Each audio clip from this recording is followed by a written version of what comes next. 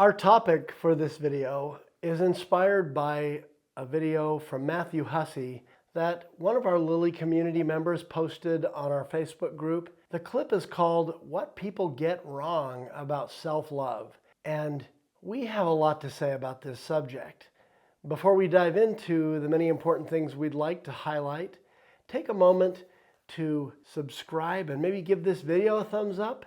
It really helps us to reach more people who could benefit from what we're saying.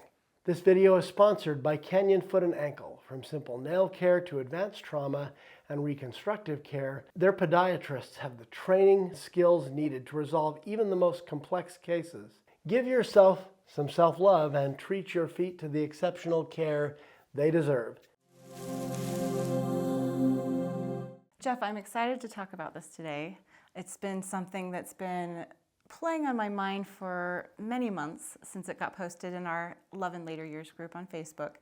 And what people get wrong about self-love is the video that we're responding to by Matthew Hussey. And a link is in the show notes if anyone wants to watch the original. It's about 10 minutes. And what I find interesting is that he would ask roomfuls of people for years at his events, why love yourself? Well, he would always ask, is it important to love yourself? And everyone said yes, but then they couldn't really come up with a reason why. And then after they say, well, we deserve it. Well, why do you deserve it? And then they would come up with all the reasons they deserve it because they're earning it somehow. I'm a good person. I follow the law. I work hard. A good father. I mean, whatever reasons they would come up with. Exactly. And here's a little clip from towards the beginning of the video that we'd like to share with you. And whenever I heard anyone talking about self-love, something about it felt somehow indulgent to me. It felt egotistical. Ego's the problem, right? Ego's the problem in the first place. Cathy, it reminds me when we interviewed Dr. Greg Bear, he thought that self-love was kind of a cop-out. He said, well, it's kind of like you're wandering through the desert and you're thirsty, and someone says to you, what's the matter with you? Give yourself a drink of water. Well, if you had a drink of water, maybe you could do that, but he's saying you have to get it from somebody else. The problem with the attempt to earn it is that what happens when we fall short? We detest ourselves.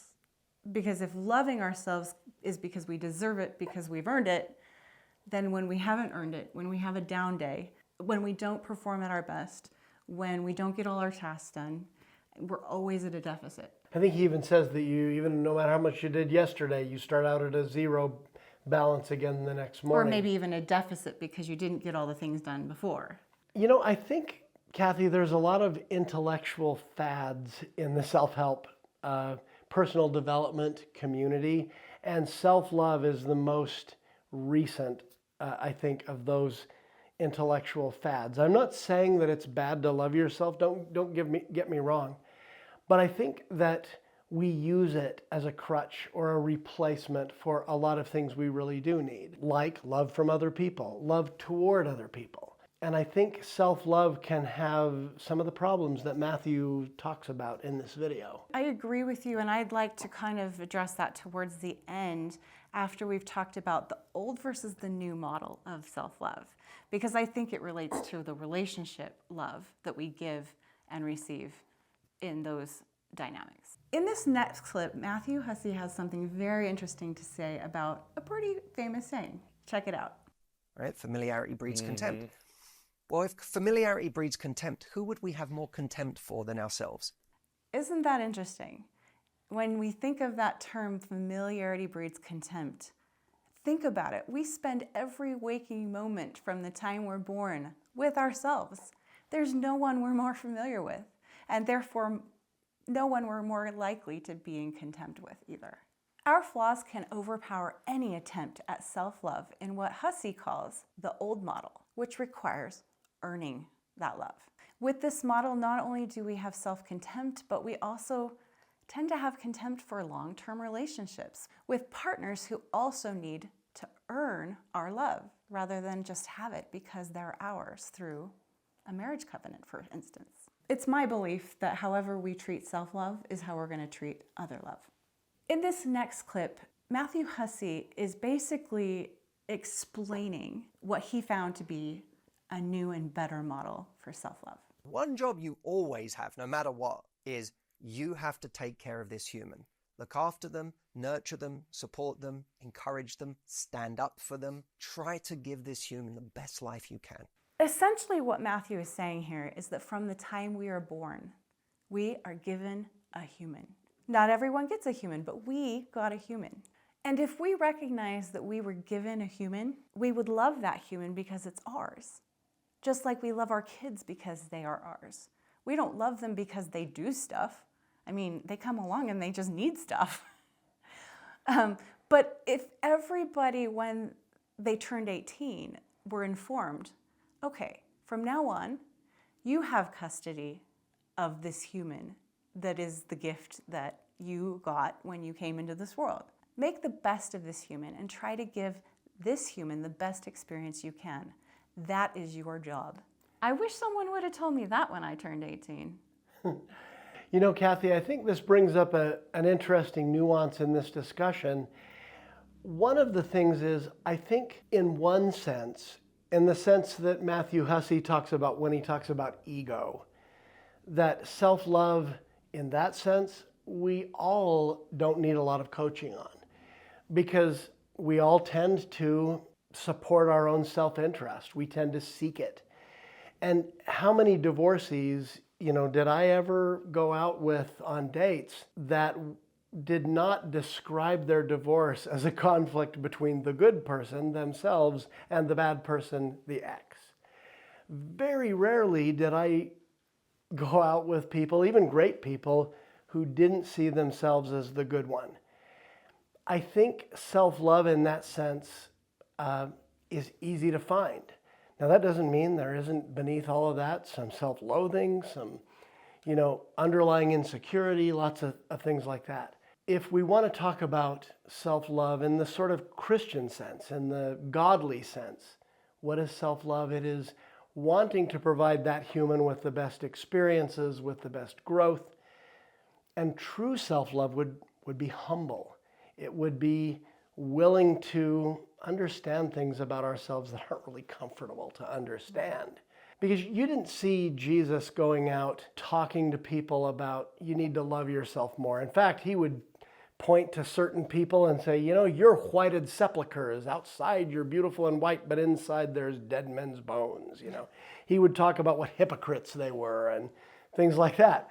He wasn't going around telling people to love themselves. He was telling them to get outside themselves and love other people more. And I think we have to be really careful when we start talking about self-love that we're not talking about, why don't you sit there and make yourself the good person and just live your life to prevent yourself from being hurt or abused by other people?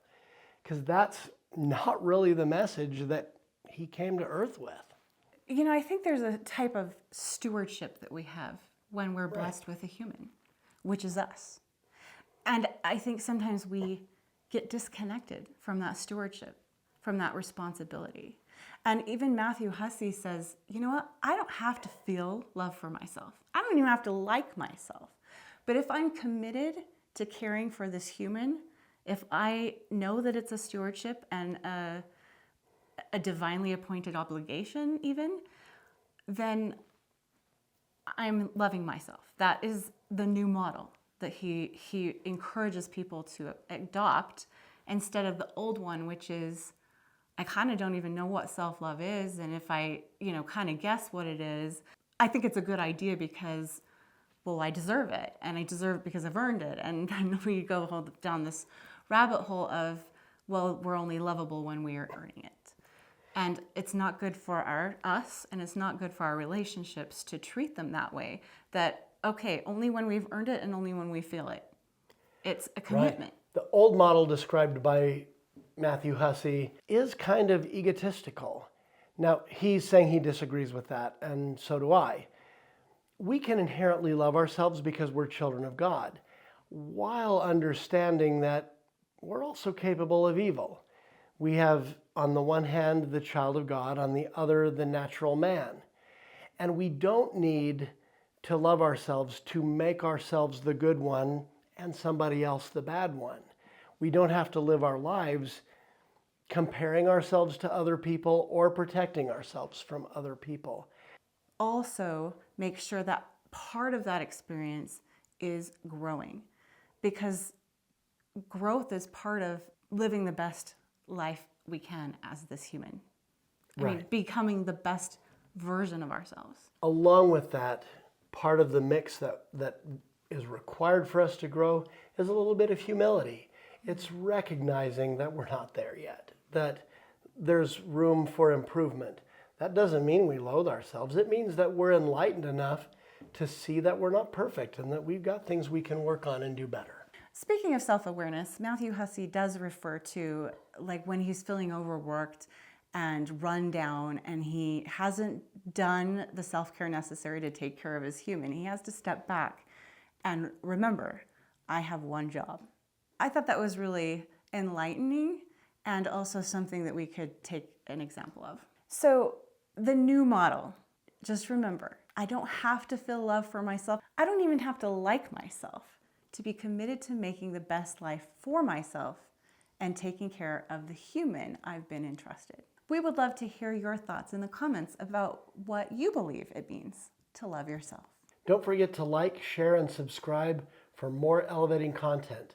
Until next time, remember, it's always a great time for more love in your life.